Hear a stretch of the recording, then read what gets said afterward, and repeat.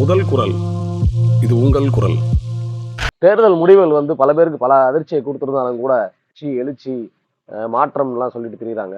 அவங்க கூட சேர்ந்துட்டு நிறைய நடுநிலையாளர்கள் சொல்றாங்கலாம் பெரிய அளவுல இளைஞர்களோட எழுச்சி உருவாயிருக்கு. இந்த ஆட்சி அகற்றப்பட்டிருக்கு அப்படிலாம் சொல்றாங்க.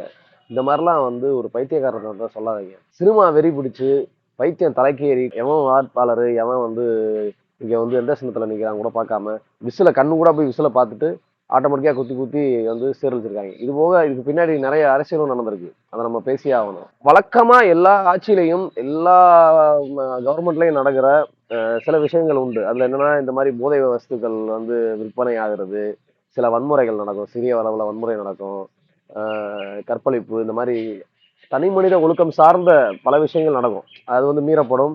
அதுக்கு அரசு நடவடிக்கை எடுக்கும். ஆனா சில நேரங்களில் அரசு இது கண்டும் காணாம இருந்தது உண்டு. ஆனா இந்த அரசு தீவிரமா கண்காணிச்சு நடவடிக்கை எடுத்துச்சு. அதை நம்ம கண்கூட பார்த்தோம். எந்த ஒரு பாலியல் வன்முறை நடக்கும் போதும் அந்த குற்றவாளியை பிடிச்சு அவனுக்கு சட்டபூர்வமான நடவடிக்கை எடுத்திருக்கு, தண்டனை வாங்கி கொடுத்துருக்கு. ஈவன் அதிமுகல சாத்தான்குளத்துல ஒரு போலீஸ் ஸ்டேஷன்ல ஒருத்தர் கொலை பண்ணாங்க, அடிச்சு அவங்களுக்கு கூட தண்டனை வாங்கி கொடுத்துருக்கு இந்த அரசு. இதுவோ கஞ்சா இந்த அப்படின்னு அதெல்லாம் புழங்குது அதை பயங்கர ஹைப் கொடுத்து மீடியாலாம் இதுதான் திராவிட மாடலா, இதுதான் திராவிட மாடல் ஆட்சியா, இதுதான் ஸ்டாலின் ஆட்சியா, முதல்வர் என்ன பண்றாரு, இப்படிலாம் ஓவர் ஹைப் கொடுத்துட்டாங்க. கம்பேரிட்டிவ்லி பார்த்தா இதுக்கு முன்னாடி இருந்த ஆட்சிகள்ல இது நடக்கலையா, இல்ல பக்கத்து மாநிலங்கள்ல நடக்கலையா அப்படி சொல்லக்கூடாது. நம்ம இருந்தாலும் அதற்கான நடவடிக்கைகள் இங்க என்ன நடந்திருக்கு அப்படிதான் பார்க்கணும். தேசிய குற்றப்பிரிவு கண்காணிப்பகம் வெளியிட்ட அறிக்கையில கூட பாத்தீங்கன்னா இருக்கிறதே கம்பேரிட்டிவ்லி தமிழ்நாட்டில் தான் மிக குறைந்த குற்றச்செயல்கள் நடந்திருக்குன்னு கூட அறிவிப்பு வெளியாயிருக்கு.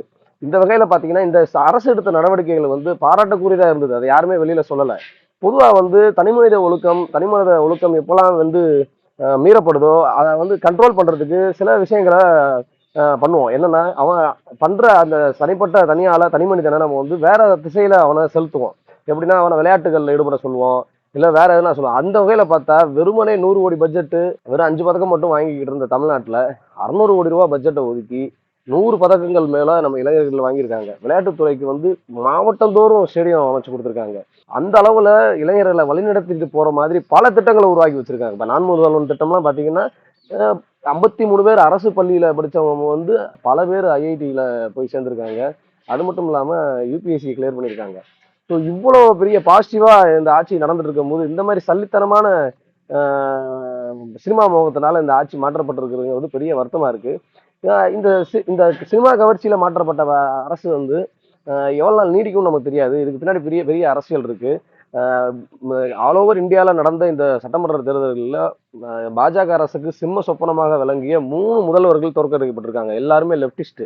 அதாவது எப்படின்னா இடதுசாரி கொள்கையுடைய அரசாங்கங்கள். ஒன்று மம்தா, இப்போ முதல்வர் ஸ்டாலின், அப்புறம் பினராயி விஜயன், இவங்கெல்லாம் தோற்கடிக்கப்பட்டிருக்காங்க. இதெல்லாம் நமக்கு கவனத்தில் கொள்ள வேணும். இன்னொன்று அப்படியே மிதமிஞ்சி நீங்க இந்த தமிழ்நாட்டு வாக்காளர்கள்லாம் ஒட்டுமொத்தமா விஜய்க்கு ஆதரவு பெரும்பான்மையாகவும் அளிக்கலை. பெரும்பான்மை கிடைச்சிருந்தா 150 சீட்டு கிடைச்சிருக்கலாம், 120 சீட்டு போல கிடைச்சிருக்கலாம். இப்ப தொங்கு சட்ட சட்டமன்றம் அமைகிற மாதிரி இருக்கு. கிட்டத்தட்ட 74 ஆண்டுகளுக்கு முன்னாடி தான் அந்த மாதிரி தொங்கு சட்டமன்றம் உருவாச்சு.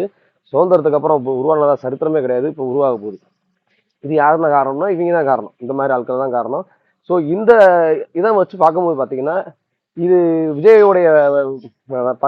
ஒரு பொம்மை மாதிரி, ஒரு பப்பட் மாதிரி தான் இருக்க போறாரு. யார் அவரை ஆட்டுவிப்பா அப்படின்னு நமக்கு தெரியாது. அது கூடிய சீக்கிரம் எல்லாரும் தெரிஞ்சிருக்கிறான வாய்ப்பு இருக்கு. இந்த டயத்துல நீங்கெல்லாம் யாரும் சந்தோஷப்பட்டுக்க வேண்டாம். நம்ம தலையில நம்ம எல்லாம் வாரி போட்டுக்கிட்டு ரொம்ப அழகா இருக்கும், சந்தோஷமா இருக்கும்னு சிரிக்கிறது ரொம்ப கேவலமா இருக்கு. இப்ப நமக்கு இருக்கிற ஒரே கேள்வி என்னன்னா, விஜய் யாரோட கைப்பாவையா, யாரோட பொம்மையா ஆக போறாங்கிறதா ஒரே கேள்வி. என்ன மாதிரி ஆட்டங்கள் ஆடப்பட போகுதுன்னு இன்னும் 4-5 நாள்ல தெரிய போகுது.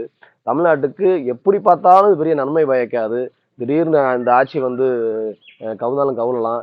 இவரே போய் திருப்பி அடுத்த கட்சி இன்னொரு கட்சிகள்ல போய் கையேந்தி நின்று வேட்பாளர்களை வாங்கி ஜெயிக்கலாம். இந்த மாதிரி சில குதிரை பேரங்கள்லாம் நடக்கும். பொறுத்திருந்து பார்ப்போம். முதல் குரல். இது உங்கள் குரல்.